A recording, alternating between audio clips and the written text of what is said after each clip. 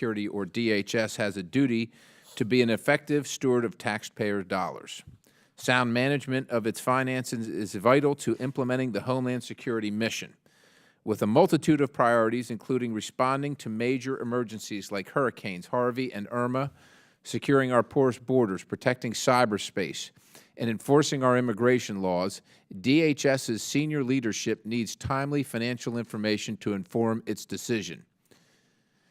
In addition, DHS needs systems that can be fully protected against the latest cyber threats to ensure personal and other sensitive data isn't compromised. Unfortunately, the Department's third and latest attempt to modernize its flagging financial systems has failed, and DHS is struggling to determine a solid path forward. DHS has been attempting to modernize its financial systems for well over a decade. The two previous attempts wasted over $50 million to build a department-wide integrated financial system. Following these failures, and I say that because we're still trying, we still don't have anything after the $50 million, but following these failures, DHS chose to modernize component financial systems with the most critical need first. In 2013, the Obama administration urged agencies to use federal shared service providers to improve financial systems. Shortly thereafter, DHS decided to enter a discovery phase with the Interior Business Center, or the IBC, within the Department of Interior. By August of 2014, DHS had entered into an agreement with the IBC to modernize systems for the Domestic Nuclear Detection Office, Transportation Security Administration, and the U.S. Coast Guard at a cost of $79 million. Congressional watchdogs at GAO, or the Government Accountability Office, warned in 2013 that DHS had an increased risk of, among other things, investing and implementing systems that do not provide the desired capabilities and ineffectively use resources during its financial system modernization efforts. GAO's prediction came true. Costs for the project have ballooned to over $124 million as of August, about 60% more than the original estimate.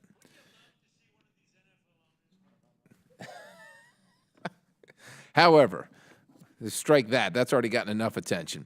However, the truth is that DHS has no idea how much it will cost in the end.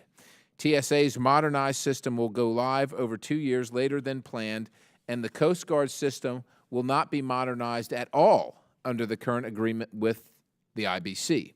This outcome is simply astounding, reprehensible, and unacceptable from a pure cost standpoint, if not from an efficacy standpoint. It is proof that the Obama administration's federal shared service provider concept was doomed to fail for such a large agency. GAO attributes the failure to numerous causes: lack of proper planning, aggressive schedule, complex and changing requirements, increased cost, and management and communication failures. DHS is now rushing to implement a new strategy, which will likely put taxpayer dollars at risk to waste. We are at a critical moment. DHS must fully engage with the private sector to help salvage this disaster. Leveraging industry's talents is what should have been done in the first place and is the only possible way DHS might right this ship. As a former small business owner, it baffles me how the federal government can spend over 10 years and hundreds of millions of dollars and have so little to show for it. Businesses, large and small, have to modernize systems and processes every single day. It may be hard, but it doesn't take them decades and hundreds of millions of dollars to do it. Mr. Fulgham, you were on the ground floor of this effort. You were involved in the negotiations with the IBC and its implementation as the Chief Financial Officer. I demand on behalf of the taxpayers a full explanation as to how we got here and what's being done to fix this mess. Quite frankly, the magnitude of this failure demands accountability by those in charge, and it calls into question the Management Directorate's ability to lead critical management issues facing DHS in the future based on what has been done in the past. The Chair now recognizes the ranking minority member of the subcommittee, the gentleman from California, Mr. Correa, for his statement. Thank you, Chairman Perry, and I want to thank our witnesses here today. Very important hearing, very important issues. an area critical to our nation's security as well as safeguarding taxpayer dollars, is the need for the Department of Homeland Security to have a modern and effective information technology system. In 2013, under the Obama administration, the Office of Management and Budget instructed each federal agency to implement a federal shared service provider for financial systems management.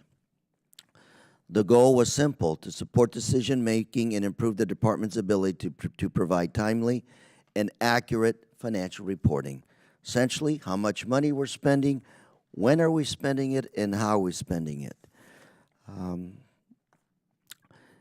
Following OMB's guidelines, DHS immediately entered into an agreement with the Department of Interior's shared service provider, Interior Business Center, becoming the first cabinet-level agency to move to a federal provider for financial management.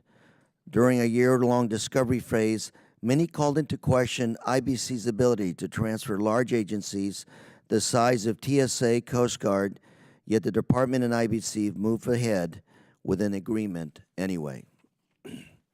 Unfortunately, the plan to transfer the Domestic Nuclear Detection Office, DNDO, TSA, and Coast Guard to an IBC solution failed.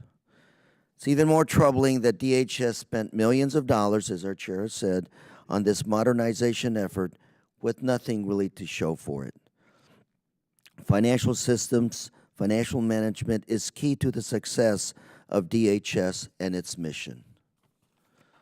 According to DHS financial statement auditors, despite receiving clean audits, DHS faces long-term challenges in sustaining a clean audit opinion and providing reliable, timely, and useful financial data to support operational decision-making. These deficiencies have contributed to the GAO's decision to designate DHS management functions, including financial management, as high risk. I hope today's witnesses can highlight the errors that occurred with the financial systems modernization effort and how DHS can move ahead towards achieving shared service solutions for financial systems. And let me say that having come from the state of California, what we believe is probably the fourth largest economy in the world, IT was always a challenge in the state of California. It was always expensive, never done right, never on time. Constant monitoring was needed. Big contracts, small contracts, private contracts, in-house contracts, always a challenge. And at the end of the day, I think part of the solution is going to be constant monitoring, constant reports to this committee and others to make sure that whatever is being done in terms of implementing IT is being done right. With that, I yield the balance of my time, Mr. Chairman. Chair thanks the gentleman from California. Other members of the subcommittee are reminded that opening statements may be submitted for the record. We are pleased to have a distinguished panel of witnesses before us today. The witnesses' entire written statements will appear in the record. The Chair will introduce the witnesses first and then recognize each of you for your testimony.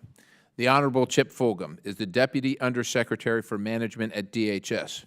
Mr. Fulgham joined DHS in October 2012 as its budget director and has served in numerous senior positions, including acting Deputy Secretary, acting Undersecretary for Management, and Chief Financial Officer. Prior to joining the department, Mr. Fulgham served for 28 years in the United States Air Force, retiring with the rank of colonel. We thank him for his service. Ms. Michelle Singer has been the Director of the Interior Business Center in the Department of Interior since June of 2015. In this capacity, she leads delivery of shared services to support interior offices and bureaus, as well as over 150 other federal agencies. Ms. Singer previously worked on issues related to Indian affairs and joined the Department of Interior in 2000. Welcome. Ms. Elizabeth Angerman, is that correct? Thank you, ma'am, has been Executive Director of Unified Shared Services Management at the General Services Administration, or the GSA, since October of 2015. In this position, she provided agencies input and advice on best practices related to designing and executing shared administrative functions. Prior to GSA, Ms. Angerman was Executive Director of the Office of Financial Innovation and Transformation, or FIT, in the Treasury Department. Welcome. And finally, Mr. Asif Khan, did I get that correct? Thank you, sir. Is a Director for Financial Management and Assurance Issues at the U.S. Government and Accountability Office. Mr. Khan leads GAO's evaluations related to financial management issues at the Department of Homeland Security and Department of Defense. Mr. Khan joined the GAO in January of 2009 after almost 20 years in public accounting with major firms auditing and advising U.S. government agencies, and we welcome him. The chair now recognizes Mr. Fulghum for his opening statement. Sir. Chairman Perry, Ranking Member Correa, thank you for the opportunity to appear today to discuss our efforts regarding financial systems modernization. Today I'll focus my comments on the need for modernization, the experience with the shared service model, what we've delivered to date, our lessons learned, and our path forward. Since the Department's inception, we've had a clear need for modernized financial solutions, given that some of today's systems lack functionality, aren't integrated, contribute to data inconsistency, rely on old, outdated technology, and create additional security risk, all of which leads to manual processes, workarounds, and create internal control business process risk.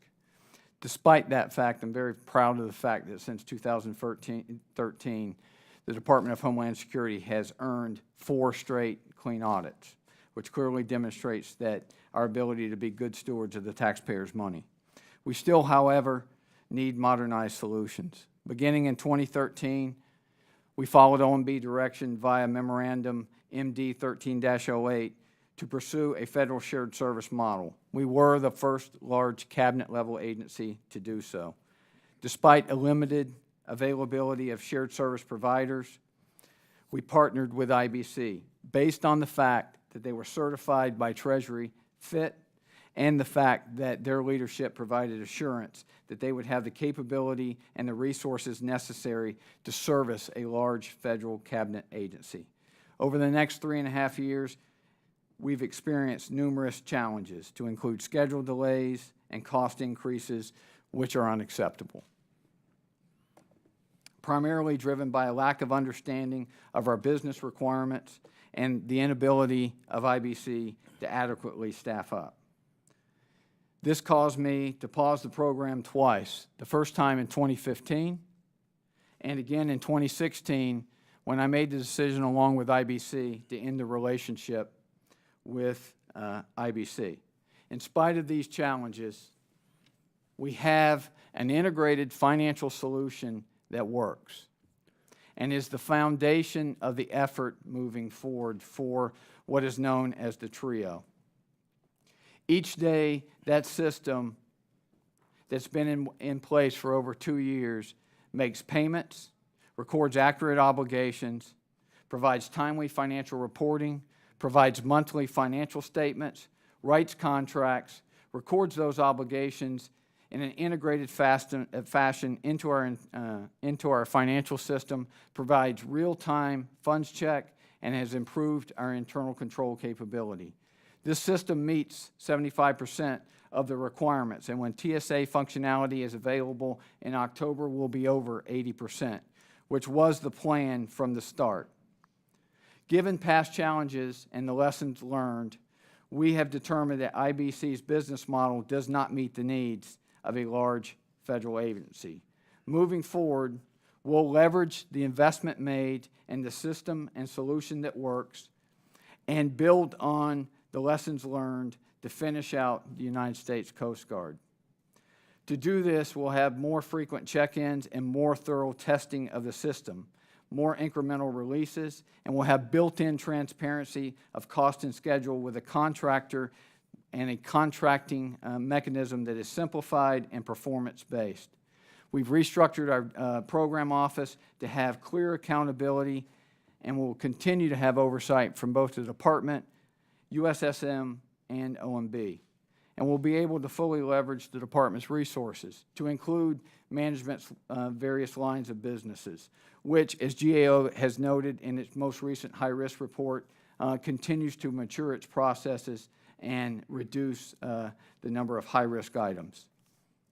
In closing, I believe we have a solid path forward. but there is still risk. There's funding risk, there's continued risk of litigation, there's technical risk, and there's staffing risk. We will manage those risks by using the recommendations from GAO in their recent audit to manage more effectively those risks. We owe you further results, and the buck stops with me. I remain committed and accountable to deliver results and build on the system that is working today. Thank you, Mr. Fulgham. Chair now recognizes Ms. Singer for an opening statement. Ma'am. Thank you.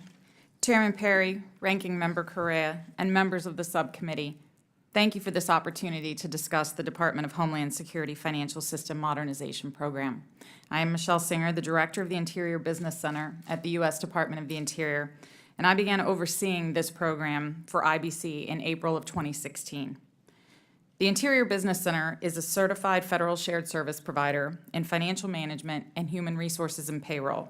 We are also an authorized provider for acquisition services. Currently, we serve more than 170 federal agencies and organizations, and like other shared service providers, IBC supports customer agencies' missions by providing critical business and administrative support. The Interior Business Center operates a customer-funded, full-cost recovery business model and does not receive any appropriated funds. These unique circumstances can present significant challenges for scalability, particularly in migrating cabinet-level agency components to a common shared service solution. In partnership with IBC since 2014, DHS has undertaken an effort to modernize, consolidate, and integrate the agency's vast financial resources and assets. The scheduling costs provided for in this project were based on requirements designed to be implemented and shared across the DHS TRIO components. Over evolution of this program, the identification of additional requirements resulted in a deviation from a shared model to a more customized and expensive solution.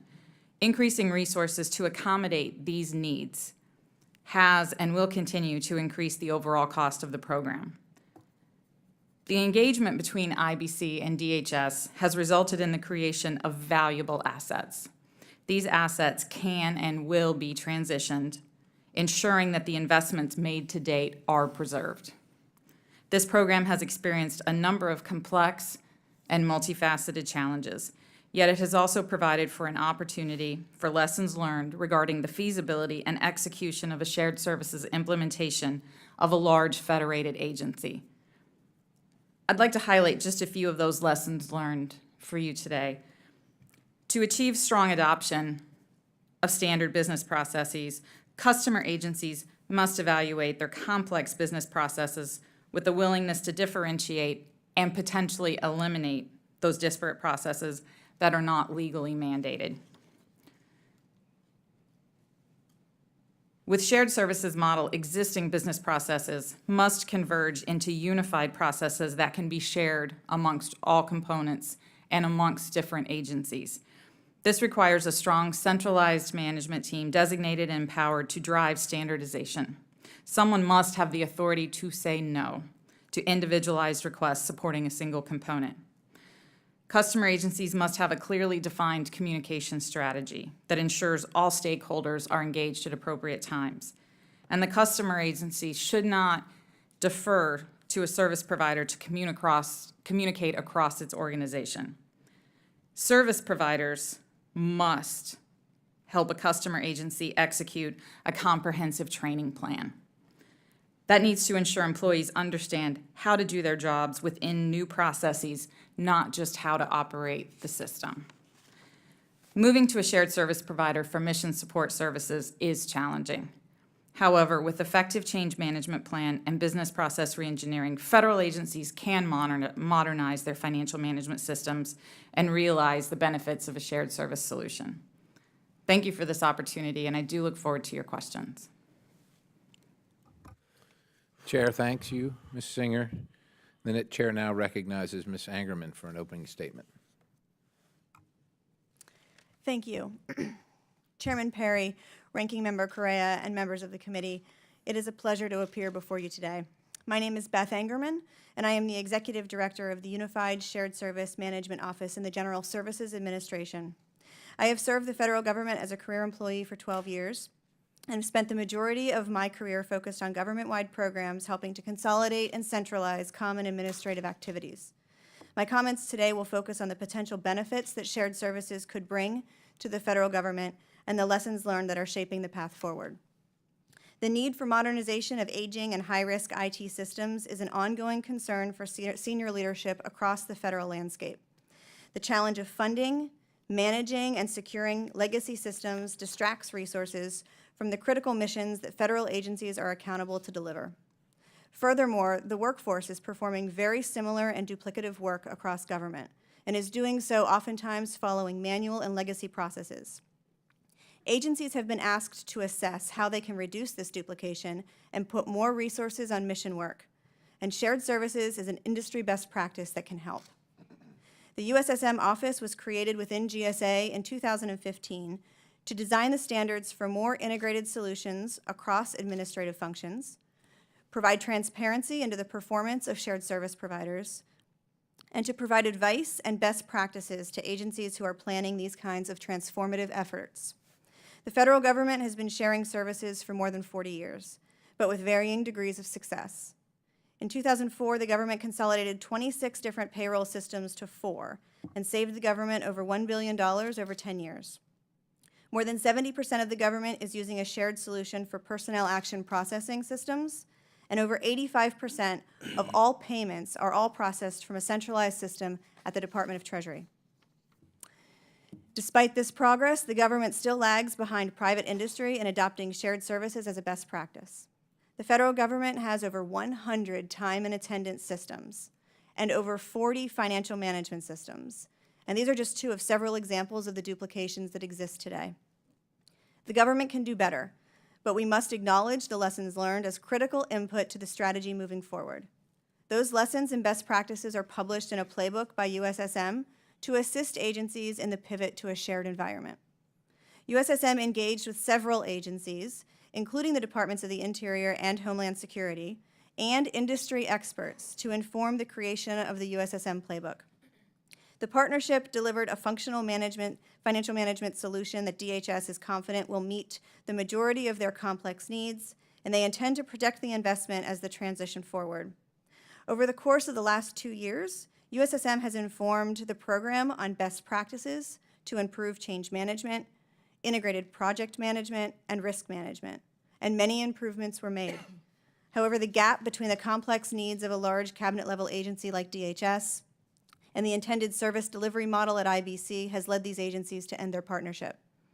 This experience has uncovered a critical opportunity for the government to document what capabilities it requires in the future of administrative systems. USSM has designed a methodology and governance structure for capturing and maintaining those requirements, inclusive of standard data definitions. The federal community will need to reconcile the differences that exist among them today and agree on standard business rules for common functions. While uniquenesses do exist because of vastly different missions and legislation, it is a common belief that there is more alike about us than different. This work, coordinated by my office, will allow the government to leverage its buying power and manage risk by sharing the burden of maintaining and securing technology with industry. The government has too many legacy systems today, and if we let agencies replace those systems without consolidating, we'll be building the legacy systems of tomorrow without access to capital to maintain them. This is challenging work, and it requires leadership to see the long-term potential, but if we are successful, we will have more time, energy, and resources to dedicate to missions and better meet the needs of American taxpayers. I'm grateful for the opportunity to speak with you today, and I welcome any questions from the committee. Thank you, Ms. Angerman. The chair now recognizes Mr. Khan for an opening statement. Good afternoon, Chairman Perry, Ranking Member Correa, and members of the subcommittee.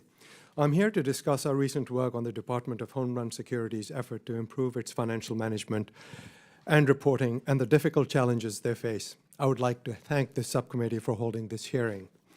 DHS's ability to manage its operation, reasonably assure effective financial management, has been hampered by deficiencies in its internal controls and its financial management systems.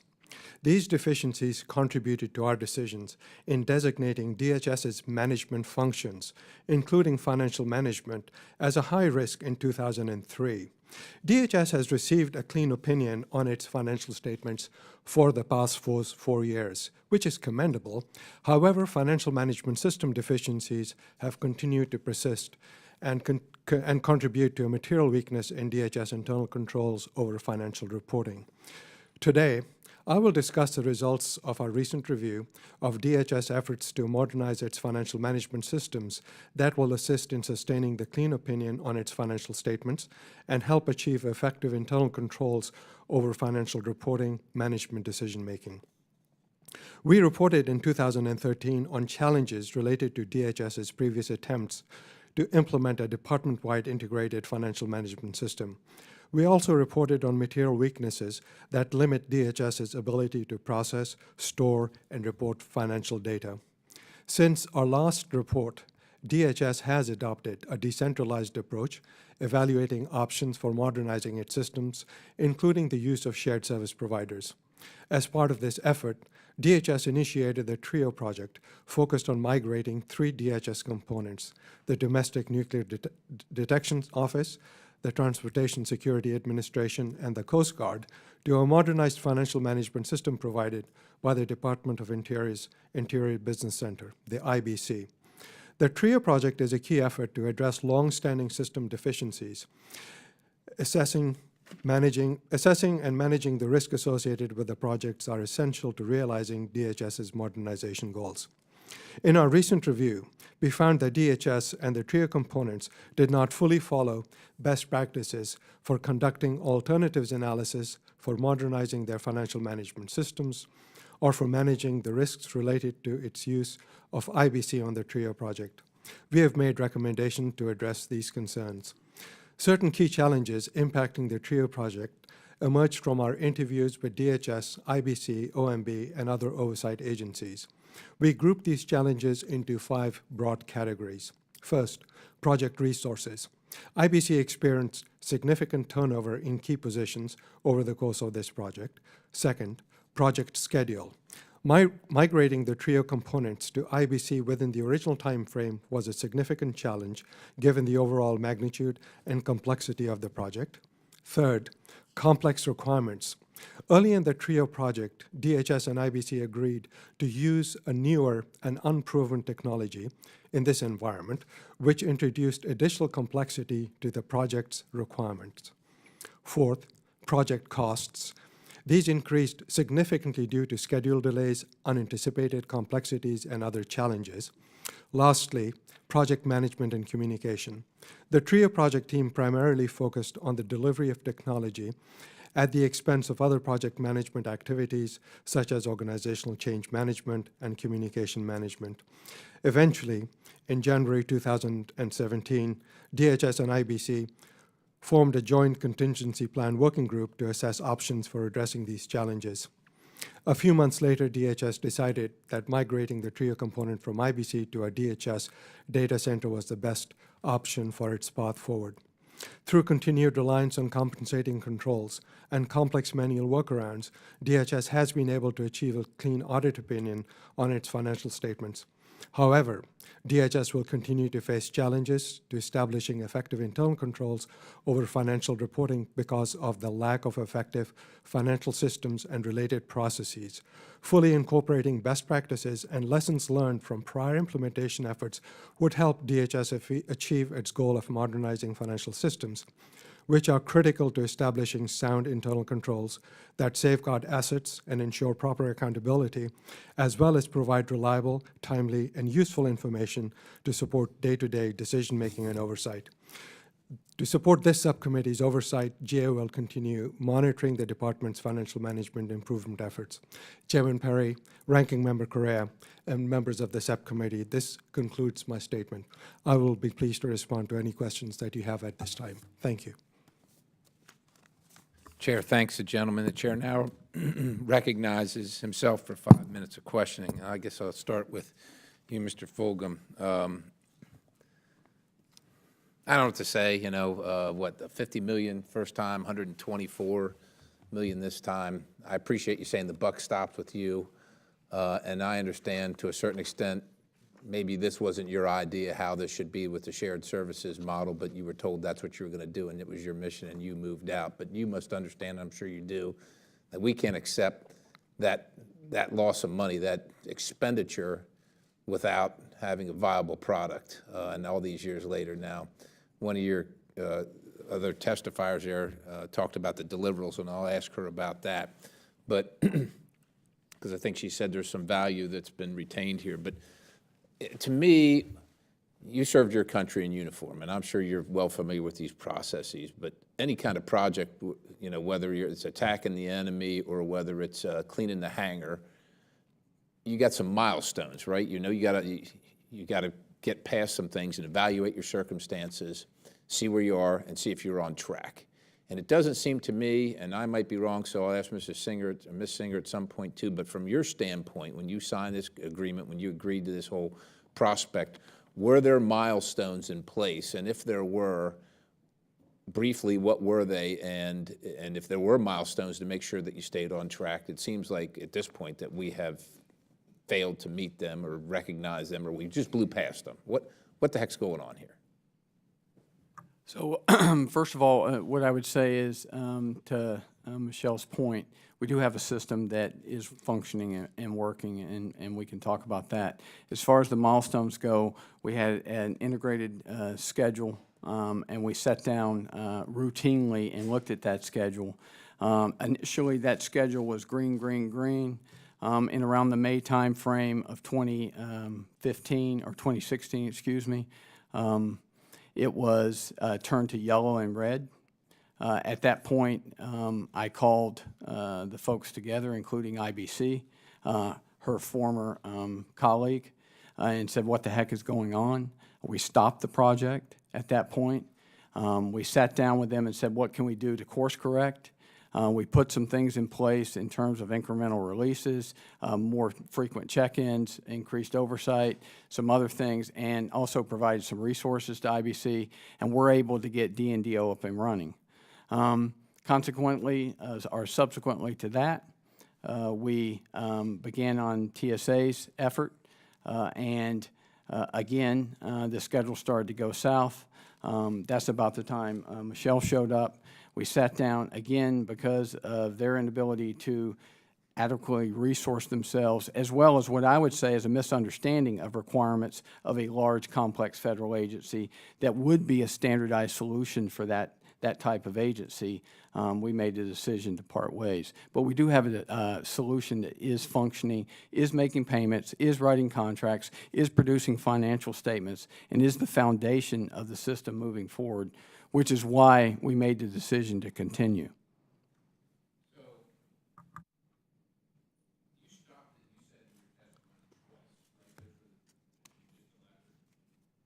All right, you just elaborated on the 2 times that you stopped it. So, yes, sir, we stopped it before we ultimately got D&DO up and running, and then along with IBC, we made a decision to end the relationship, as she said, in January of 2017. Was that, you know, the ending of the relationship, was that envisioned, so to speak, or at least some tenets of what would precipitate that in the original agreement? So you say, this is what we want to get accomplished. These are our milestones. If you can't get it done, we're going to be done because of this, this, and this. Was that envisioned at the genesis of the agreement, or was that never considered? It wasn't in the agreement. So if it's not in the agreement, it doesn't seem like it's going to be very efficient. Now I'm going to talk to Ms. Singer here for a moment, and I guess my point to that is that, yeah, while you agree to part ways, I'm not sure we got the best value out of the deal. If somebody, you know, if somebody's working on my house and I have an agreement, I'm going to pay you $50,000 to do X work on the house, and I know that I'm going to terminate it at some point if you don't perform, I'm going to want some of my money back, or I'm going to want, you know, X amount of work done, or that all has to be determined up front. You can't wait until you're in the middle of the construction to figure that out. It's too late, feelings are hurt, and so on and so forth. Really quickly, and maybe we'll do a second round here. Ms. Singer, you said there were values, the value of assets to be transferred. What is the value? So we spent $124 million on this round. What do you consider the value of the assets to be? The valuable assets I speak of is Oracle Federal Financial 12.2, the system that was developed, coded, tested, and implemented for D&DO. And in the next quarter of this fiscal year, we'll have release 3.0, which will include 80% of the functionality needed for TSA and Coast Guard.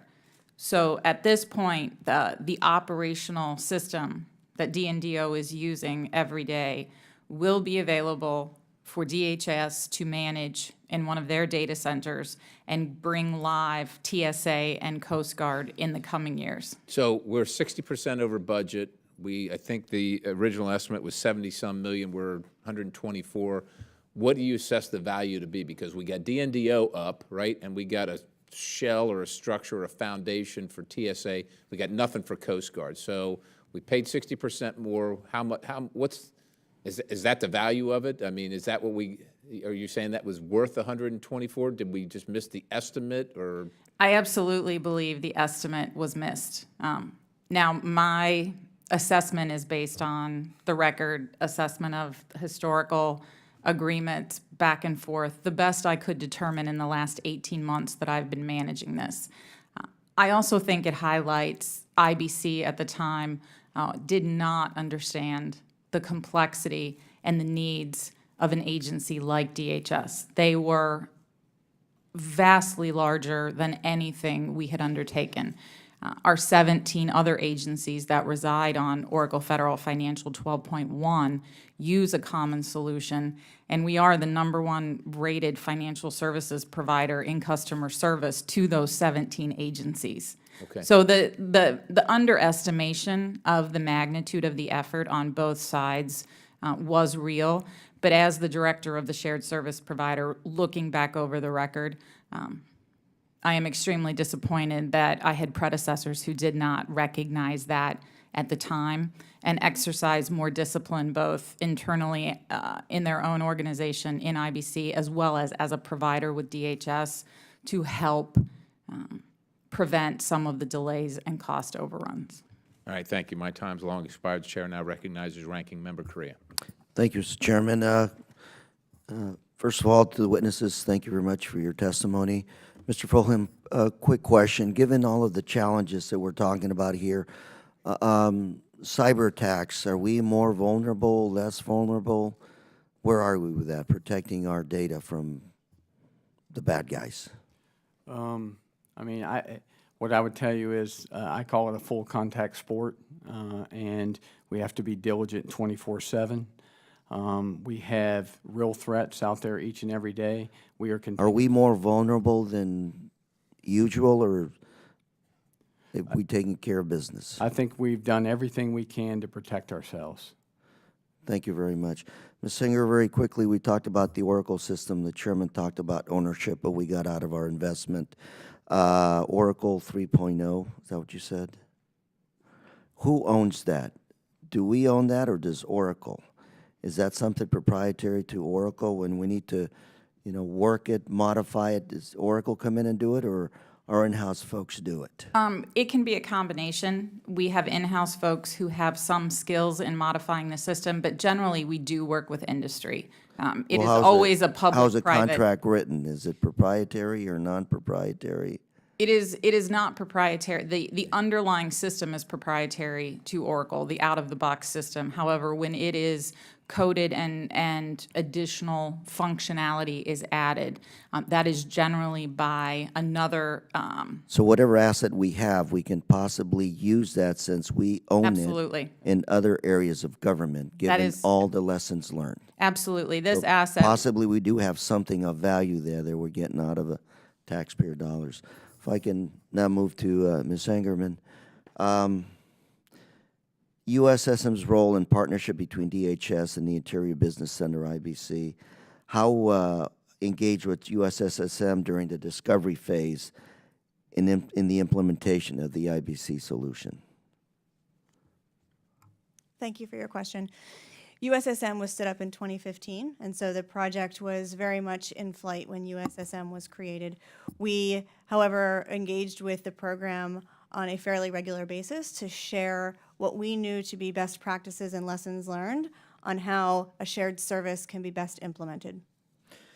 Now, the lessons learned that were articulated, IBC, DHS, or both after it was clear that DNDO was failing the migration.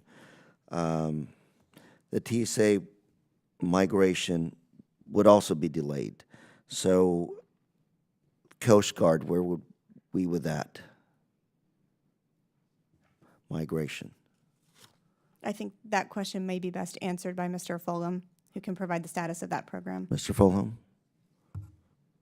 So currently, we are in the final stages of planning to transition from IBC to our own data center. Right now, our notional schedule says, based on funding and some other things, that we believe we can have it up and running in FY21. Another question, Ms. Ingerman. After all these attempts to standardize FSM into a single platform, are we going decentralized or centralized?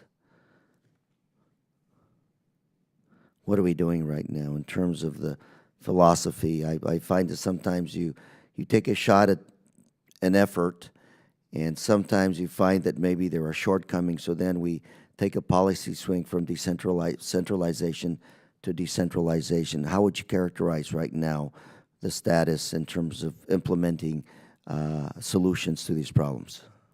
I would characterize right now as taking a step back and really looking at what we've learned today, both from this program and from others that have attempted these kinds of transformational efforts. I think we have two options for moving forward. One is we step back and we go back to a decentralized model, and we let every agency build their own finance systems and HR systems, and then we figure out how to keep those modern and funded. Or we agree that we want to consolidate that IT and we want to mitigate that risk for taxpayers and we want to get scale for the government. And then we can move toward I'm a running out model. of time, so let me quickly, we just talked about Oracle, we got some value there. So could that be used in the decentralization process? We don't know yet. The truth is that we need to sit down as a government and include all of the agencies in a discussion about what requirements we actually have for future financial management systems, inclusive of large and small agencies. We need to be able to articulate that as a government and speak with one voice as what we need. And then we'll be able to assess solutions both that are in government today and potentially new solutions from industry that can help us satisfy financial management needs holistically. Mr. Chair, I yield. Chair thanks the gentleman. Chair now recognizes Mr. Higgins, Louisiana. Thank you, Mr. Chairman. Colonel Fulgham, thank you for your service of 28 years, sir. Your resume is very, very impressive, and as an old soldier, I would imagine that looking at your resume, if you can't get this thing done, I can't imagine who could. So, although I recognize you as a gentleman of great accomplishment, and I also recognize in your spirit, sir, and read within your statements great frustrations, what has unfolded and transpired over the last years. Would that be an accurate assessment? I share the committee's frustration. Okay. Ms. Singer, in your opening statement, you stated that to achieve strong adoption of standard business processes, customer agencies must evaluate their complex business processes with a willingness to differentiate and potentially eliminate disparate processes that are not legally mandated. That was many syllables in one sentence, but to me that means eliminate unnecessary, duplicative procedures, policies, and procedures. The GAO report cites IBC officials describing the DHS's approach to project management often resulted in duplicated meetings and lengthy decision-making process involving several officials and multiple review and approval processes. Colonel, did you have the authority to eliminate during the course of the, realize you're dealing with multiple bureaucracies and perhaps what would be recognized by the citizens that we serve as the very worst manifestation of heavy bureaucracy in the federal government, and you were in charge of a large project. Did you have the authority to eliminate some of these unnecessary, lengthy meetings and multiple reviews and approval processes? Yes, sir, and we did. And did you find during the course of your efforts to make this thing work, did you find resistance out of the executive branch or out of any of the alphabet branch that you were working with, and has that resistance dissipated over the course of the last 6 months? I think there was a persistence to head towards the federal shared services model under the previous administration. I've seen an increased adaptability to the model we're going to under this administration. Thank you, sir. I'd like to ask, I believe you, Colonel, and Ms. Singer, any member of the panel that can answer this, were any private models, best practice models from private endeavors, large, massive entities like Walmart or Home Depot, Lowe's? They've gone through modernization processes through the course of their existence.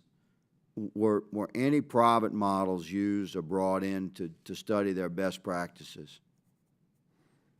Yes, sir. During our analysis of alternatives, we looked at the private sector. In addition to that, we had an independent look at what the private sector is currently doing. And did you find that we're homing in on something here? Yes, sir. The chairman clearly pointed out that private businesses have to modernize all the time, and we do it with the most efficient means by which moving forward that we can possibly find and determine. And I'm asking, is the bureaucracy of the agencies that you're working with so thick that the common best practices found in private industry towards modernization just doesn't quite work? I'd say it's a challenge working in the bureaucracy. That said, our independent look showed that large corporations also failed in terms of modernizing their systems. So they didn't always get it right either. Can you give us an example of that? I'm sorry, Mr. Chairman, I've over my time. I don't have a specific example of a corporation, but we can certainly provide the committee with the results of our analysis. That would be interesting Yes, to sir. review. Thank you for your answer. Thank you for your service, sir. Mr. Chairman, I yield. Chair thanks the gentleman. The chair recognizes the gentlelady from California, Ms. Berrigan. Thank you, Mr. Chairman. Ms. Angerman, do you know what processes and criteria DHS used to select IBC as its SSP for financial management? Thank you for your question. Thank you for your question. I know that the process that they went through at DHS to select IBC was largely driven by the memorandum M1308 to direct agencies to a shared service provider. And do you know if DHS and IBC, if they did at all communicate to ensure whether the systems were interoperable such that IBC system could fully integrate DHS's system? I'm aware that during the discovery process, they went into some depth to discuss what the integration needs would be with other systems that would remain at DHS. And who is responsible for identifying and reconciling discrepancies between IBC systems capabilities and DHS's system requirements? That's the purpose of the discovery process, which is that they sit down and they talk about the way that the process exists today at the customer agency, how the process works at the shared service provider, and they try to close those gaps and figure out how they will change their processes to adapt to the solution. Thank you. Mr. Fulgham, you talked a little bit about at some point you realized something was wrong and you all sat down to talk about it. How far after the everything started did you realize that things were going wrong? If I recall correctly, it was about 8 months in. And when we were 8 months in, did you realize that that the government was was going to spend millions more than what was initially projected? That was a part of when we paused the program. It clearly looked like we were off schedule, and that we were going to have to expend additional resources, yes. But that's when we went through the replanning effort to see if we could turn the program around, which again, we did deliver D&DO on time, not on budget, but on time. And then how much longer after that did you all decide that this wasn't going to work and you terminated? If I remember right, we began those discussions the following April and eventually determined that we wouldn't be able to do it. So pretty early on. Ms. Angerman, how do inadequate financial systems affect the operational capacity of DHS?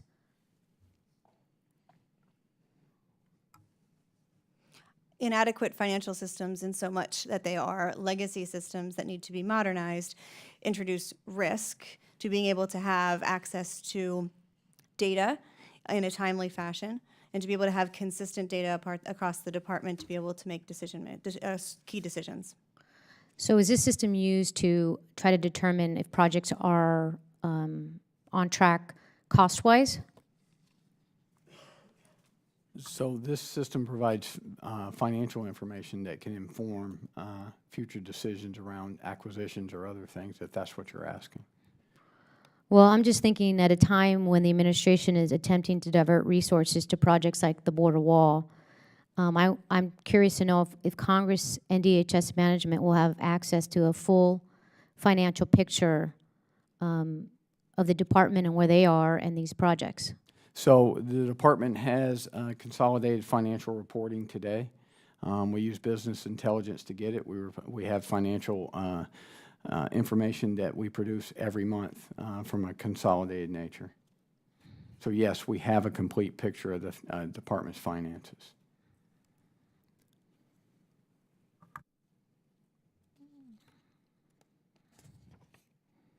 Okay, I'll yield back. Chair thanks the gentlelady. Chair recognizes the gentleman from Texas, Mr. Ratcliffe. Thank you, Mr. Chairman. Thank all the witnesses for being here today.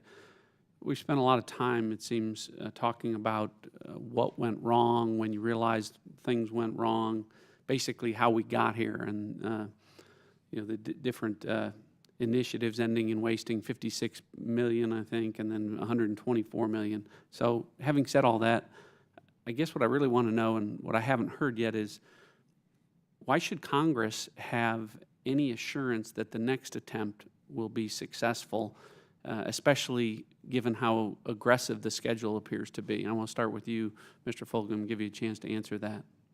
So first of all, again, we do have the foundation of a solution that works.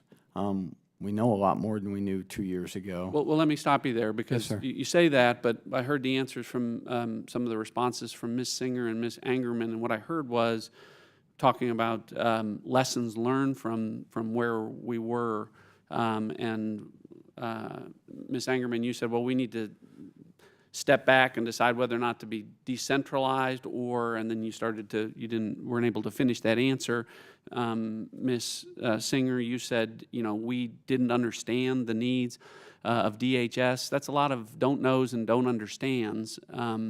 That doesn't inspire a whole lot of confidence. So that's the context of my question. Okay, so what I would say is they didn't know and didn't understand. They have a much better appreciation today of our requirements. The solution meets 75% of our requirements, and as Ms. Singer said, when Release 3.0 comes in October, we'll be at over 80%, and that's how the system was originally designed.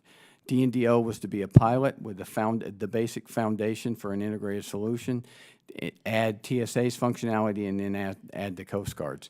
So that's why I say that we have a system that works to build on. Well, Thank you, Mr. Fogum. Ms. Singer, Ms. Angerman, I'll give you a chance to sort of weigh in and give your perspective on that as well. But I want to ask this question in connection with giving your answer, and that is if there are lessons learned and there is a foundation for a solution going forward, what's the biggest risk that DHS still has to identify or mitigate at this point with respect to its financial management and reporting systems?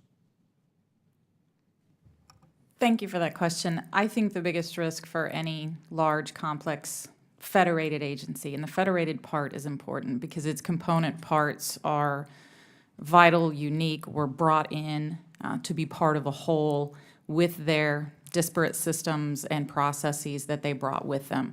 The biggest risk will always be finding a baseline that as many of those component parts can live with as possible and meet their vital and important business needs, as well as be auditable and a sound financial organization.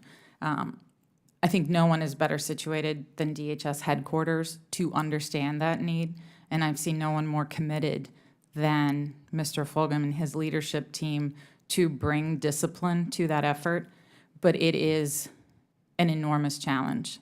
The Department of the Interior went through it, and that is an agency more than 150 years old, smaller and less complex, but still struggled mightily in implementing one consolidated financial system. And I lived through that and understood the complexities, and that will always be the largest challenge. And it will leave the question whether a large, complex, federated agency like DHS or others in the federal government belong with one of the existing shared service providers, or whether they are best suited with help from industry and guidance from best practices to consolidate on their own. And I think the platform they have now provides that opportunity. Ms. Angerman, I'll give you a chance to weigh in on those points and questions. Thank you. I would largely agree with Ms. Singer's comments. I would say that DHS has recognized that this will continue to be a challenge, and they've created a joint program management office at headquarters and staffed it appropriately so that they are prepared to address challenges going forward.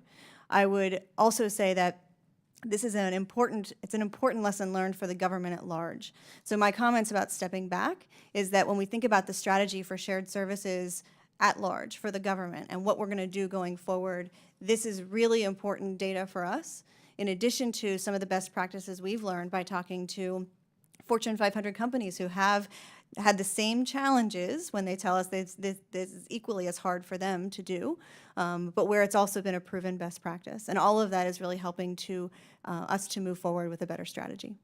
Thank you. My time's expired. I yield back. Chair thanks the gentleman from Texas. The chair recognizes the gentleman from Kansas, Mr. Estes. Thank you, Mr. Chair. In my prior life, before I ran for public office, I did some of this work, so I've got a little bit of understanding of some of the problems that you've run into in a complex project like that. And I want to talk a little bit more about where we're going to go from here. I mean, what's the path forward, which is part of what we talked about or in some of the notes here. So basically, we're pulling this into an operation by DHS and kind of moving away from the shared services concept and moving forward. That's the plan right now with the use of the software? So what I would characterize it is we are moving from DOI's environment into DHS's, and it'll be a private cloud offering.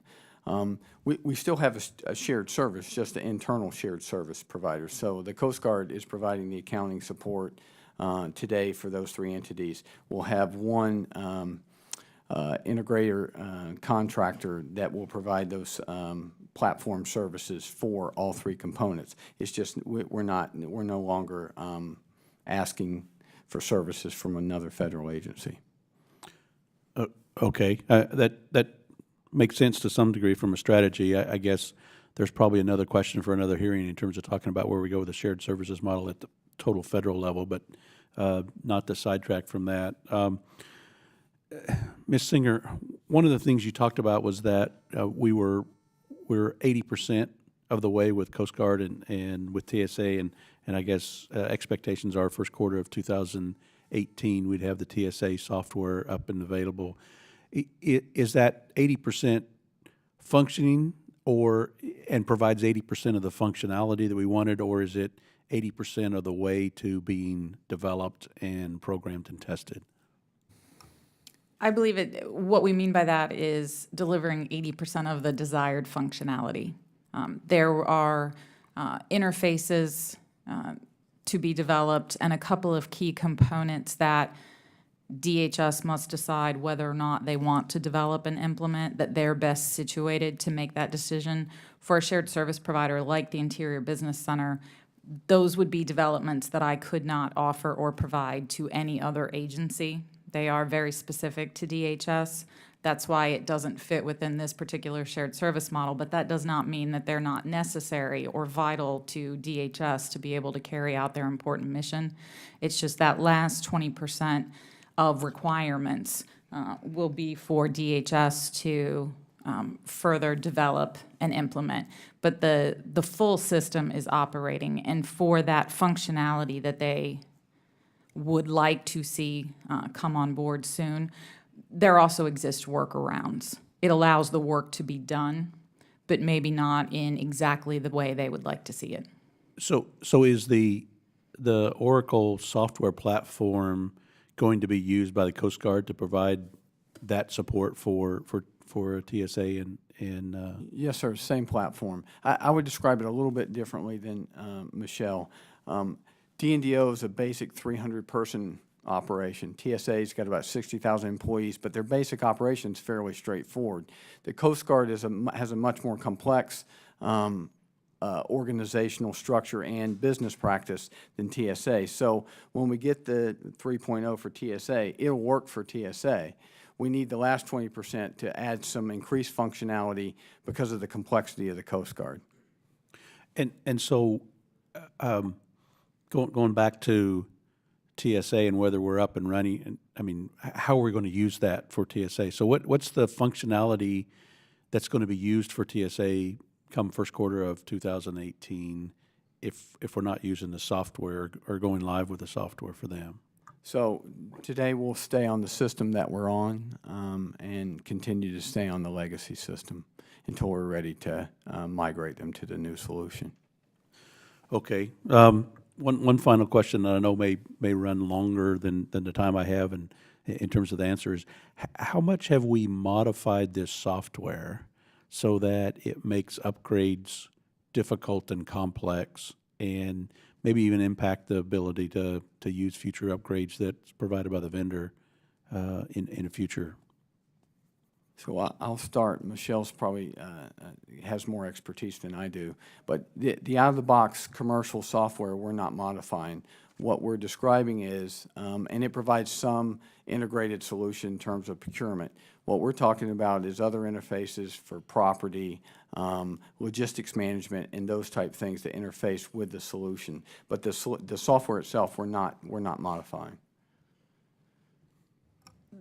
There are significant additional functionality interfaces, as Mr. Fulgham noted, to the extent, I mean, if you looked at lines of code that have been written or modifications, what we call the requirements traceability matrix will show a significant number of changes in order to meet the DHS business needs.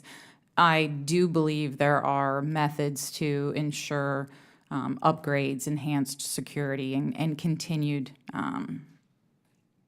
security of the system. It is not modified outside the realm of what can be continuously secured and updated. Okay. Thank you. I'm out of time. I yield back. All right, Chair, thanks, gentlemen. We'll go for a second round as long as we can. Ms. Angerman, it's my understanding, so I just want to make sure I'm correct here, that your agency provides input and advice on best practices related to design and execution. Is that generally speaking correct?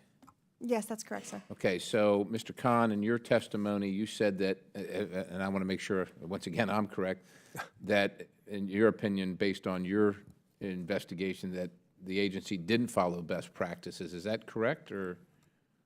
Yeah, I mean, the best practices was in terms of the alternatives analysis.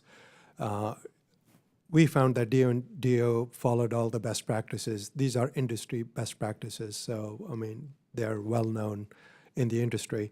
However, TSA and Coast Guard did not follow all elements of the best practices to result in a high-quality, reliable alternatives analysis. Were you able to determine why they wouldn't? I mean, has that question been asked, or do I need to ask Mr. Fulgham? You just determined they didn't.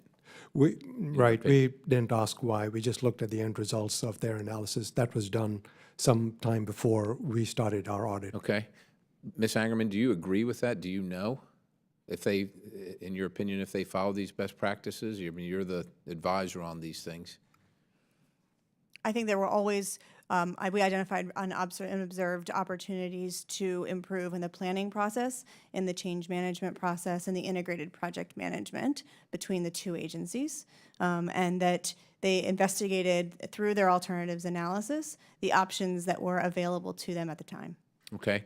Mr. Fulgham, can you comment? I mean, you know, if these are well-known, widely ascribed to best practices, why would, is there some reason why they can't be followed, or just recalcitrance, or, you know, institutional bias for the organization? This is how we do things, this is how we always done them, and we're not going to change, and we're going to resist. Is that, what's your take on that? No, sir. We will follow the best practices that were identified. I think what GAO found was that in the case of D&DO, they had an independent contractor do their alternatives analysis. And while the Coast Guard and TSA went through an extensive review process, they didn't have that independent contractor perform the analysis, I think is where we primarily fell short. So are you saying that Coast Guard and TSA should have had the independent contractor as? I think a best practice would have been to have an independent review of that analysis. What I am saying, though, is that there was an extensive review of that analysis of alternatives by a variety of folks, including Treasury Fit. Okay.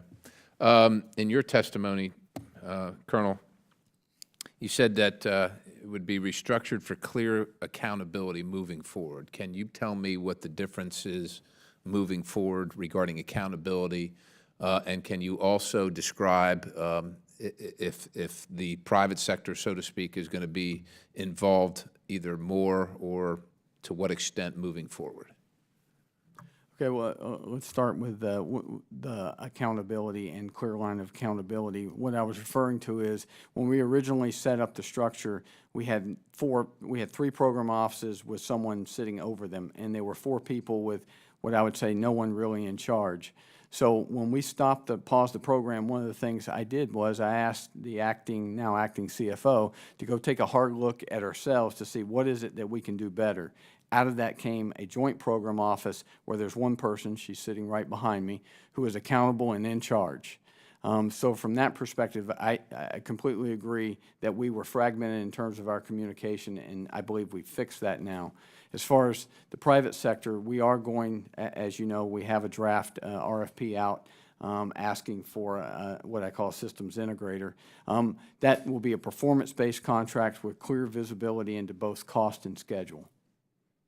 So excellent. Who's the, do you want to announce the gentlelady behind you's name, who's going to be accountable, so that when the next time we get together, maybe she'll be sitting on the dais with you, or maybe we won't have to get together, which would be even better, wouldn't it? I don't expect us to get together on this topic, but ultimately, as I said at the start, I'm the one that's responsible and accountable. All right, Mr. Fulgham, we'll we're going to hold you to that, and we appreciate that. With that, I'll conclude my questioning and recognize the ranking member, Mr. Correa.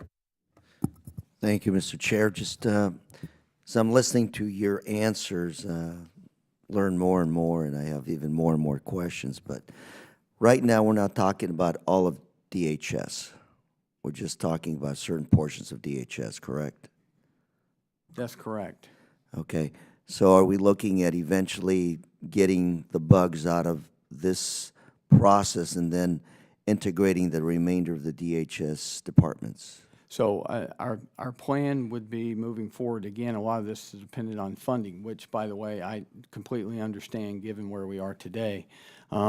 We have ICE, which services themselves and 4 other customers, and then we have FEMA left to go. So based on this model and looking to standardize and reduce the footprint, we would expect to repeat this model with both ICE and FEMA. The rest of DHS is operating on modernized systems, CBP, Secret Service, and FLETC. So I guess, given the words you've just used, we're going to be using the best lessons learned here to try to move forward to essentially address the other departments as well, ICE and FEMA.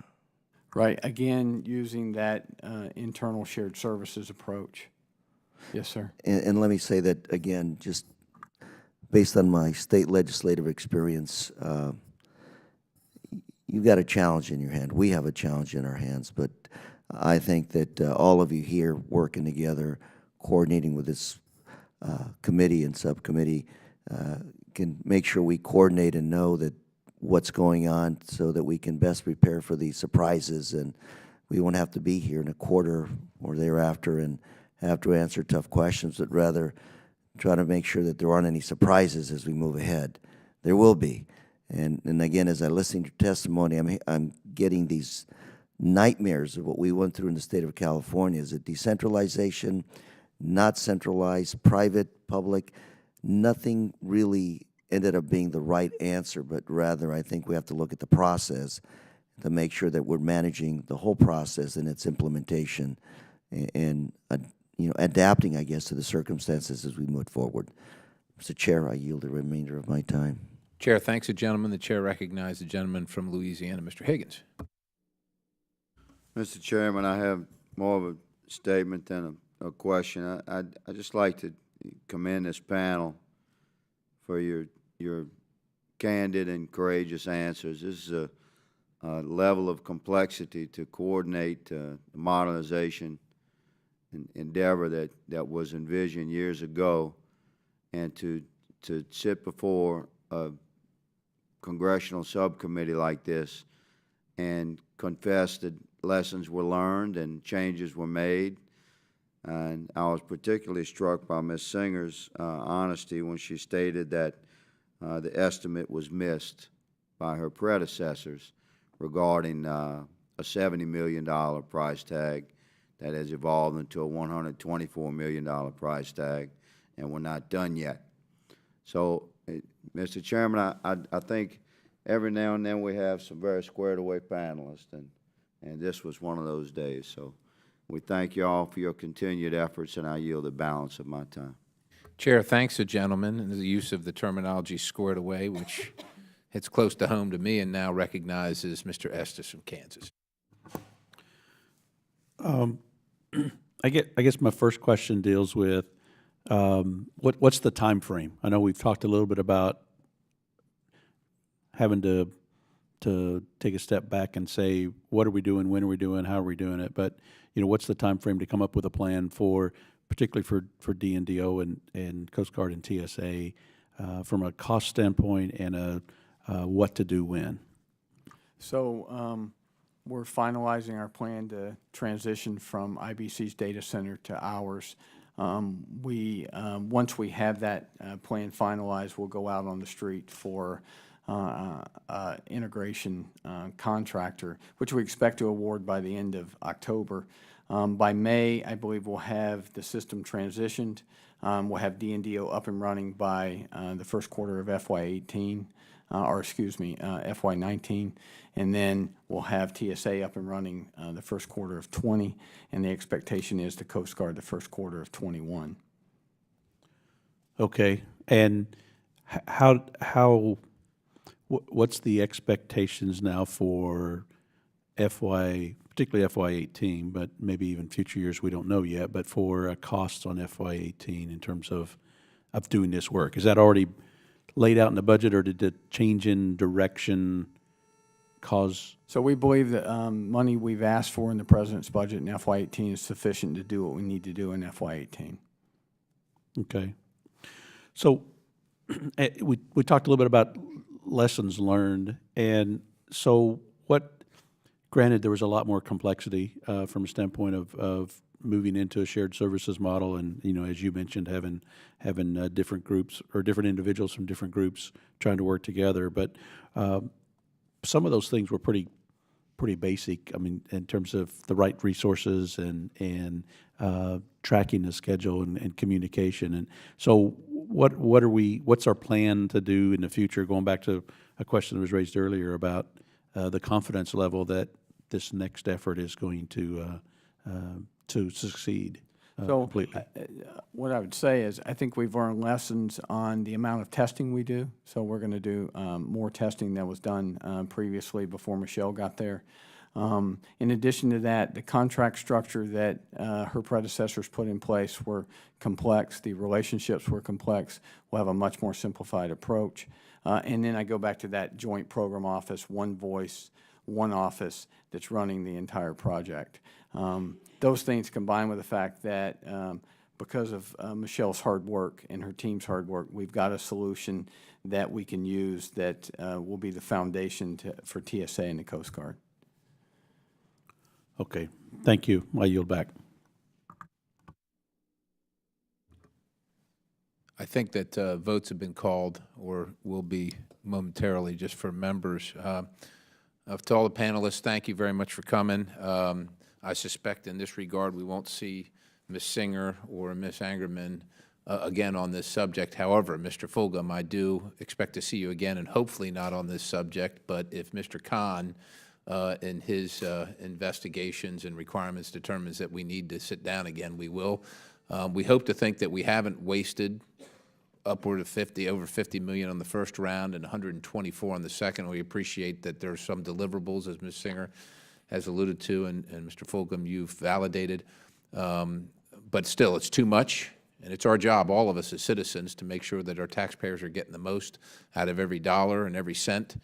And so that's our duty, as well as the mission, the other mission, which is to complete these tasks, right? So to that end, we're going to keep an eye on things, and hopefully we'll have better success in the future. And maybe you can come in here and tell us that money was well spent. And since then, we've got all the other agencies, including FEMA, involved and included in this, and we have one model that we can pull reports from and be integrated, and that would be what I think we would hope for. So we appreciate your time today. The chair thanks the witnesses for their valuable testimony and the members for the questions. Members may have some additional questions for the witnesses, and we ask you, the witnesses, to respond to those in writing pursuant to Committee Rule 7 Delta. The hearing record will remain open for 10 days. Without objection, the subcommittee stands adjourned.